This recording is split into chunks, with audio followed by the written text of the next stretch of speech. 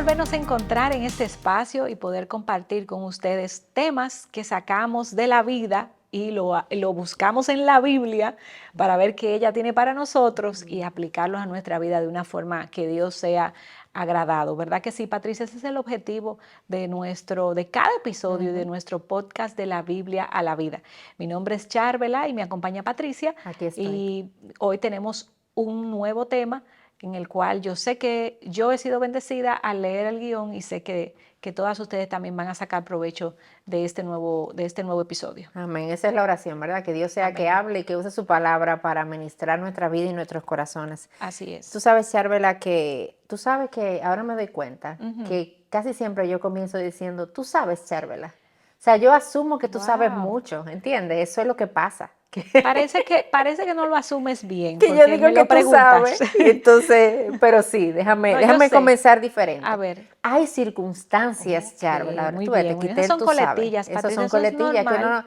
lo vamos a, Sí. mira, esto se queda ahí sin editar. Sí, Para que se exactamente, den para que cuenta de vean. que esta es la Sale realidad, natural. ¿verdad?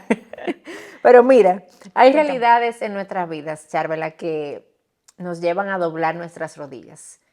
Hay circunstancias que su grado de dificultad nos llevan a un punto donde nosotros nos encontramos simplemente clamando, rogándole al Señor por su intervención, rogándole al Señor que haga algo, rogándole al Señor que cambie esa circunstancia difícil, esa circunstancia dolorosa. Por ejemplo, podemos encontrarnos clamando por una sanación.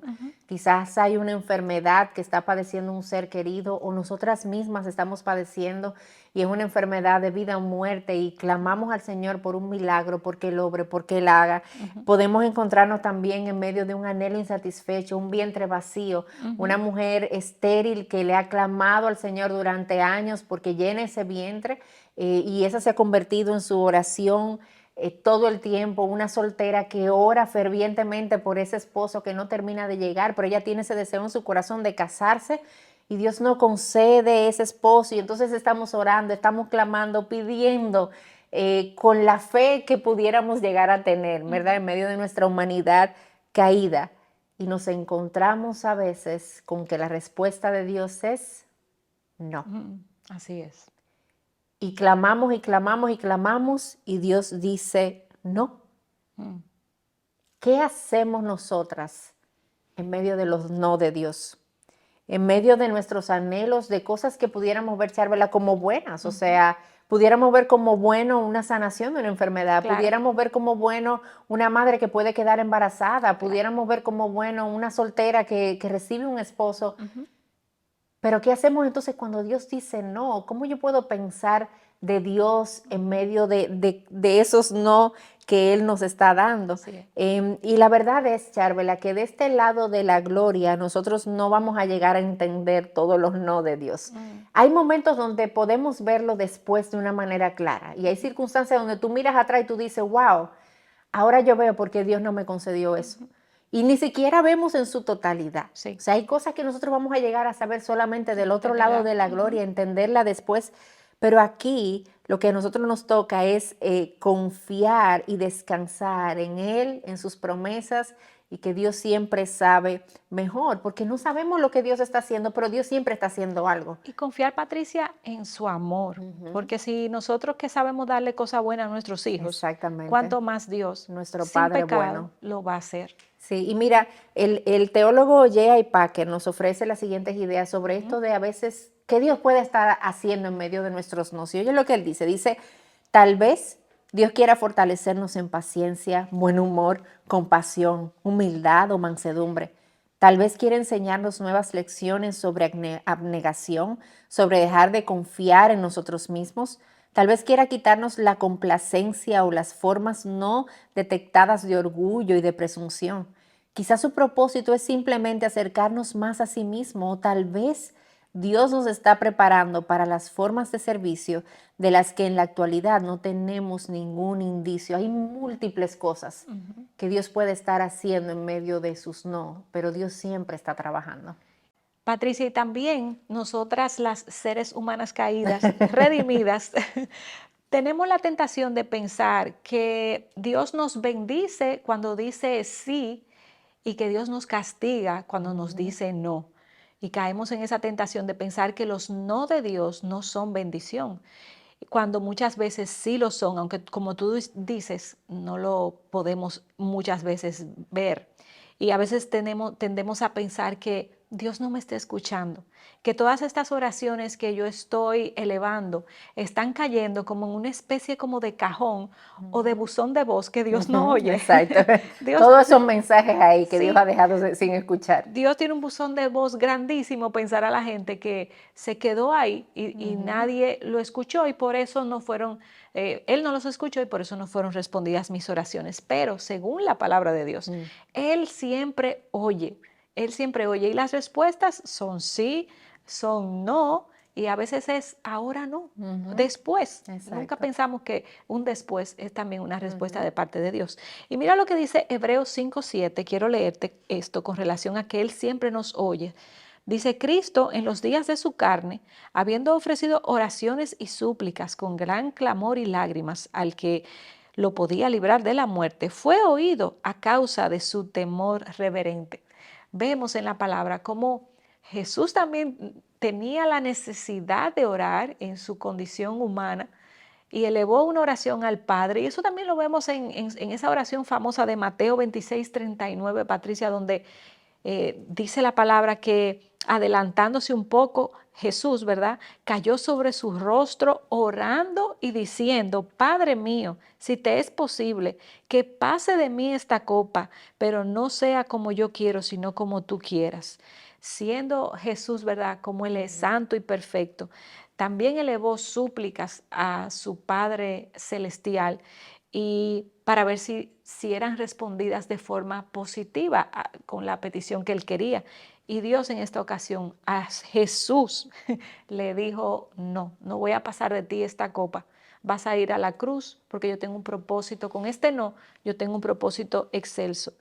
Y Dios nos escucha, Dios escucha nuestras oraciones y en Cristo somos escuchadas porque compartimos su Ujú. justicia. Cuando el Padre oye nuestras oraciones, ve al Hijo y nos responde, viéndonos como criaturas suyas dignas de ser escuchadas y de respondidas en su tiempo para nuestro bien. No de la forma que yo quiero, no de los anhelos que yo tengo, sino de la forma que Él entiende que me va a hacer bien y que va a cumplir, lo más importante de todo, que Ujú. va a cumplir con los propósitos que Él tiene para mi vida y para la vida de aquellos que me rodean. Sí, y recordando esa oración de Getsemaní, ese no de Dios, eso es una oración, Charbel, algo que pasó ahí tan sublime, tan divino, que nosotros apenas nos quedamos en la orilla de lo profundo que eso que ocurrió ahí es. Así O es. sea, es algo que ni siquiera vamos a poder entender completamente cómo es que Dios le dice no al hijo y ellos son, o sea, Ay, eso es toda una perfecto. dinámica, ¿eh? Sí,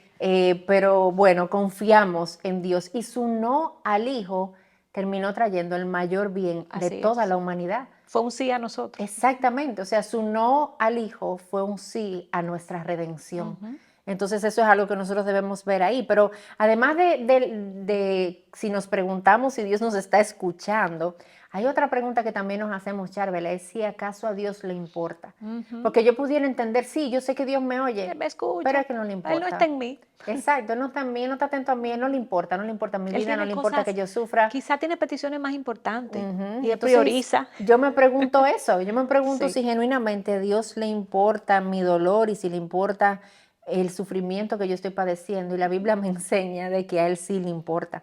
así es. Hebreos 4 del 15 al 16 dice, porque no tenemos un sumo sacerdote que no pueda compadecerse de nuestras flaquezas, Ujú. sino uno que ha sido tentado en todo como nosotros, pero sin pecado. Ujú. Por tanto, acerquémonos con confianza al trono de la gracia para que recibamos misericordia y hallemos gracia para la ayuda oportuna. Amén. Jesús, Charbel, entiende nuestro dolor Así es. y Él entiende mejor que nadie y Él sabe lo que es clamar en oración Ujú. y decir, Padre, pasa de mí esta copa, pero que se haga tu voluntad y no la mía. Así es. Y Dios no pasar esa copa de Él. Él sabe lo que es sentir angustia y el nivel de angustia que Jesús experimentó Fue es extremo. mayor al que nosotros podemos experimentar. Él Dice que decía, sudó ajá, gotas de sangre exacto, y es algo que pudiera pasar médicamente, está comprobado, que alguien puede estar en una aflicción tan grande que excreta sangre, que es exacto. como sudor. Y él decía, mi alma está angustiada hasta la muerte. O sea, es un nivel de angustia, yo no lo he experimentado. Yo Sí. no he experimentado No, ese yo nivel de tampoco. angustia. O sea, que Jesús sabe, Él entiende y Él, no, y Él le importa nuestro dolor. Charvel, hay una historia en el Nuevo Testamento que es cuando Jesús Lázaro ha muerto, su Ajá. amigo Lázaro muere y Sí. sus hermanas Marta y María están llorando y están sufriendo por la muerte de su hermano. Y ahí es donde encontramos el versículo más corto de la Biblia, ¿verdad? Que Ajá. dice que y Jesús Lloró. lloró. Pero es interesante ver que Jesús llora, pero Jesús sabe lo que Él va a hacer. Sí, Él sabe que Él fue a resucitar a Lázaro. exacto. Él sabe que Él Él lo va a sabía lo que iba a levantar de pasar. entre los muertos, pero Él llora. ¿Por qué Él llora?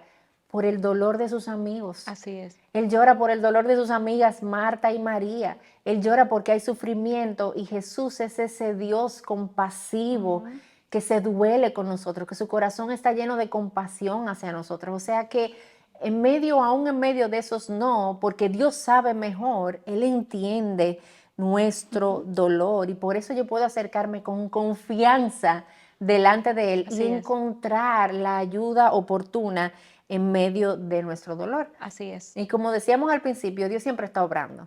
Dios siempre está haciendo algo, aún en medio de sus no, Él siempre está haciendo lo mejor para nosotros, aunque no lo veamos y no lo entendamos. Y C.S. Lewis pinta esto de una manera que a mí me encantó. C.S. Lewis es un autor que siempre está llevándonos a través de poner a volar nuestra imaginación, entender verdades profundas, teológicamente hablando. Y él decía, oye lo que él decía, imagínate a ti mismo como una casa viviente. Dios entra para reconstruir esa casa. Al principio quizás puedas entender lo que está haciendo. Está arreglando los desagües y deteniendo las fugas en el techo. Y así sucesivamente. Sabías que esos trabajos debían realizarse y por lo tanto tú no te sorprendes.